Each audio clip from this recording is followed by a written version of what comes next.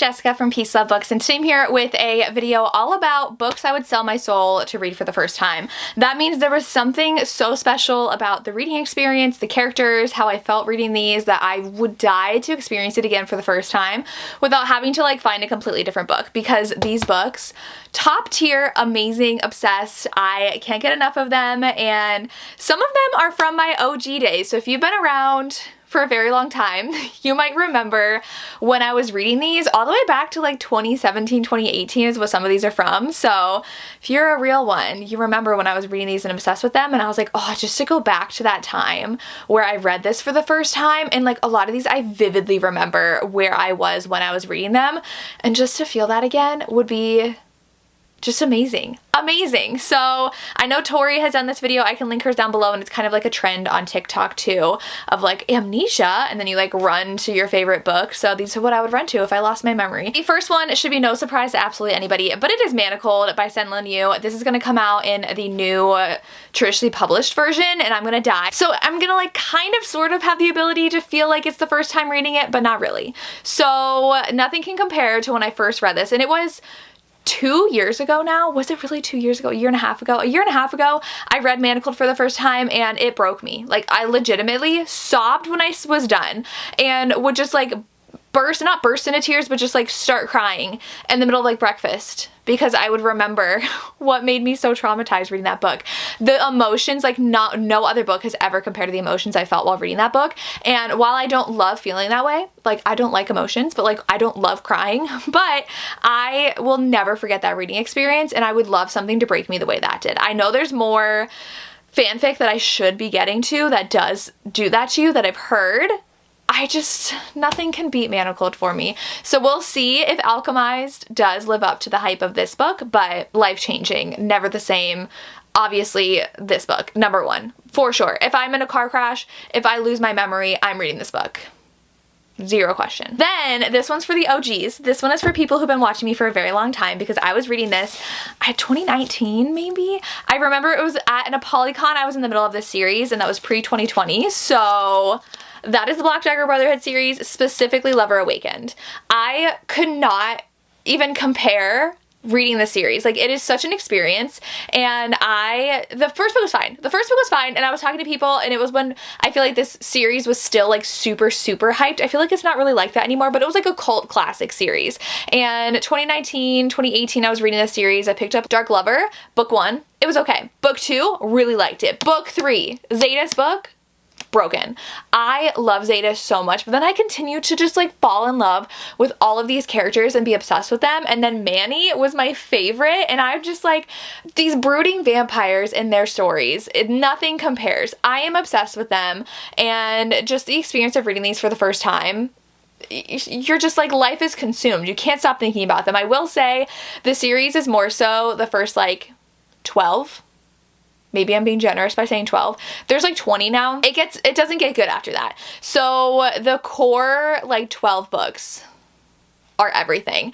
And then they kind of just like go off in different directions and follow different characters, and you're not really loving it anymore. Nothing has just like the grit of this first series. And Zetas is such a damaged character, and you see him in the background of books 1 and 2, and you're just like, he's broken, and you're gonna be nervous getting to his book, and it breaks you. And it is amazing. I love these characters so much. They are just such fleshed out people. Like, a lot of times it's like these people felt like real people to me. Like, they lived in my mind, and I thought about them like they were actually living, breathing, real people. And so I love series that do that to me and make me feel that way, and this was one of them, and I definitely recommend reading it. Like, they are a little dated, especially like the fashion and how they talk, but nothing compares to this series. Get past book 1 and then read like 2 through 12, and then you're good. And then you're good. Okay, so then I have another series that I was reading like 2017, 2018, 2019, and that's when I came into my motorcycle club romance era, specifically the Fallen Men series. And I want to do the series as a whole because I want to completely forget ever meeting these characters, and then diving in and just like meeting everybody for the first time, becoming obsessed with them, because the first book's not my favorite, so I don't want to say I would reread book 1 and sell my soul to not remember book 1, but I just like would rather have the buildup of this book, the trauma of this book, and then just the rest of the series, because book 5 in the series is my absolute favorite, but I love all of them so much for such different reasons. And I love the found family aspect. These characters are just so iconic, especially Daddy Zeus, and they're just so good. And I feel like nothing beats discovering the series for the first time and you're just like, these characters, they are real people. Like, they are real people to me. They're so fleshed out, so unique. Their romances are just so all-consuming soulmates romances too, which I love. So The Fallen Men, another series I would just want to read for the first time. Forget every character, forget about the characters who are dead, and just meet them as they're alive. Oh my gosh, they're just so emotional, so good. I love them. So reading these for the first time, absolutely. Then another one, which I forgot about and Tori said, and I was like, yes, is Saint by Sarah Simone. I actually don't talk about this book a lot because I read it a while ago. I want to say like 2 or 3 years ago it was in my top 10. This is an romance between a monk and his ex-boyfriend. And this hit me in a lot of ways because of things that I've dealt with people really close to me. It deals very heavily with suicide. And the hero decides to become a monk because he literally feels like he has nothing left to live for, and he's really struggling with that, and struggles very much with mental health. And the other hero was brokenhearted when they broke up, and he is a journalist, and he's actually writing a story about the monks who make, is it beer? They make something. It's been a while. I actually should just reread this, but I think it's beer. Like, they have a brewery, and he's going and spending time with his ex to write this article about monks who make beer, because he is one of the monks that makes beer, and they fall back in love. So like, a lot of people look at this series as just like taboo religious romances. Like, we have the priest romance, the nun in training romance, and the monk romance, but they are all so emotionally impactful and lyrically beautifully written, and they're just so much more than just like a priest romance, you know? They deal with so much also talking about religion and delving into why people do what they do, and they're amazing and I love them, and this one's my favorite. By far my favorite, one of my favorite books of all time. So beautiful. And I do have a series, and this is actually a series that I finished recently for the first time, but I would love to be able to just like wipe my mind and meet these characters all over again and have my heart broken all over again, because that's the theme of this video. The Boys of Tommen series. I would love, again, like, I talked to Tori about this recently in a podcast episode too, because we have a podcast about how like they literally feel like real people to me. Like, I get visibly angry about the actions of some of these characters in here, even though like they're not real. Like, such visceral reactions to words on paper. Like, I am like, this should have never happened to them. This person's a horrible person. This person made the worst decisions. They are such a horrible person.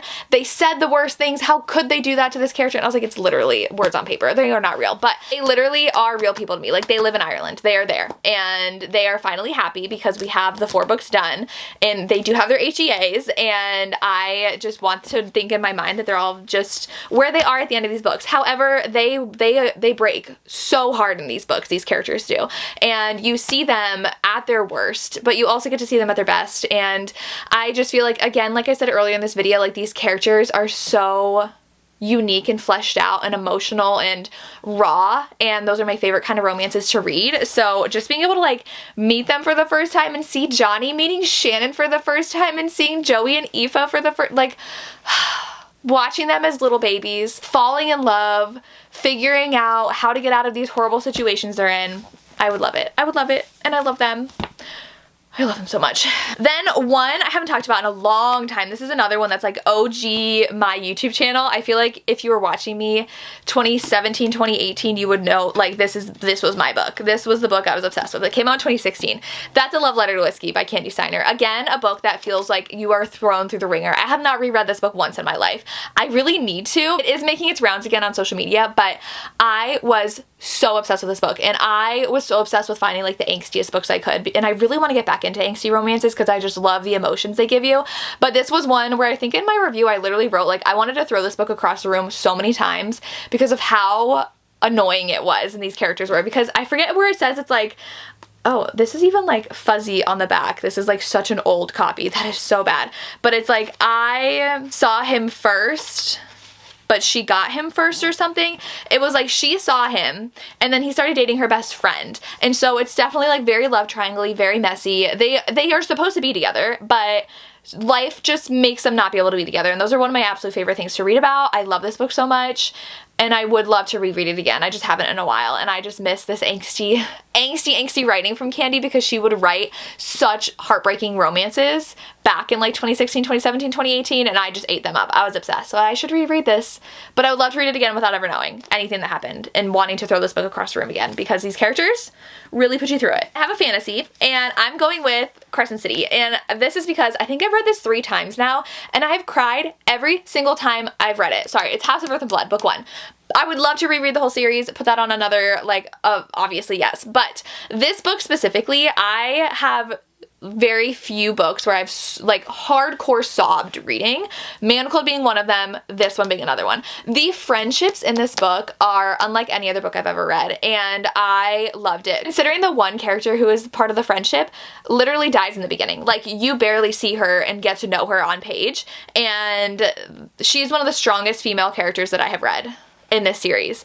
And I love her connection with Bryce, and I am just so obsessed with his romance. Like, Hunt is one of my top tier book boyfriends. Love him so much. Love this world. Love the side characters. Love all the side romances we get. Love the crossover in book 3 that we get, and the reveals that we get, and everything about this series I'm obsessed with. But book 1 specifically, the build up and the friendships, even the friendships with other people, and I don't want to spoil anything, but like, I care about these characters so much that I literally sob when they're no longer with us. So, and even like then, it's like the emotional impact a friendship can have on you even when you no longer have that friend.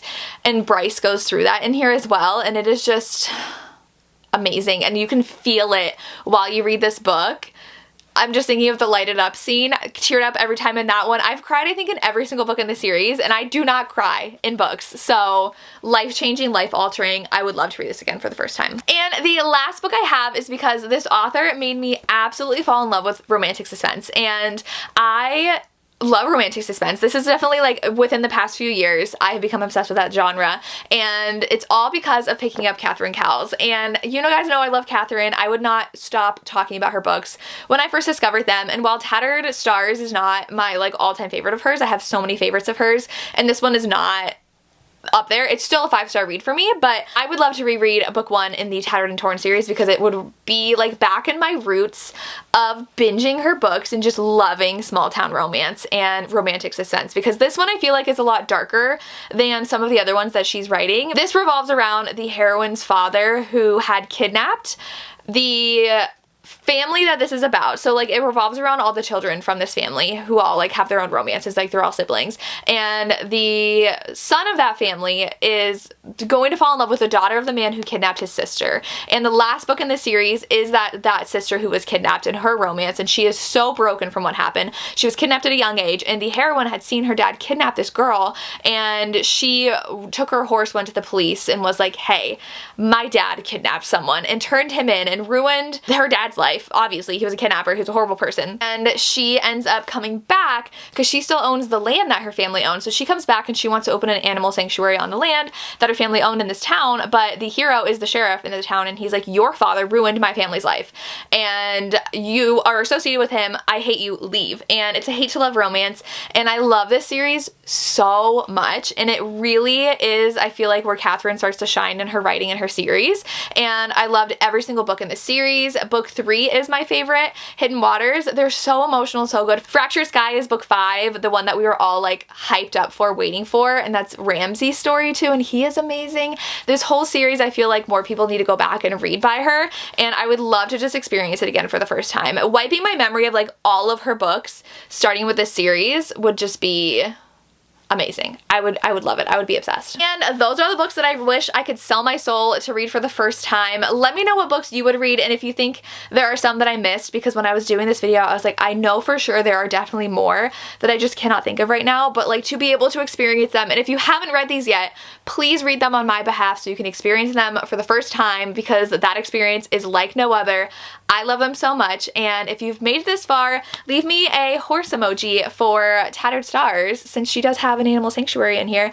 Leave me a horse emoji, and that's all I have. As always, thank you so much for watching, and have a good day. Bye.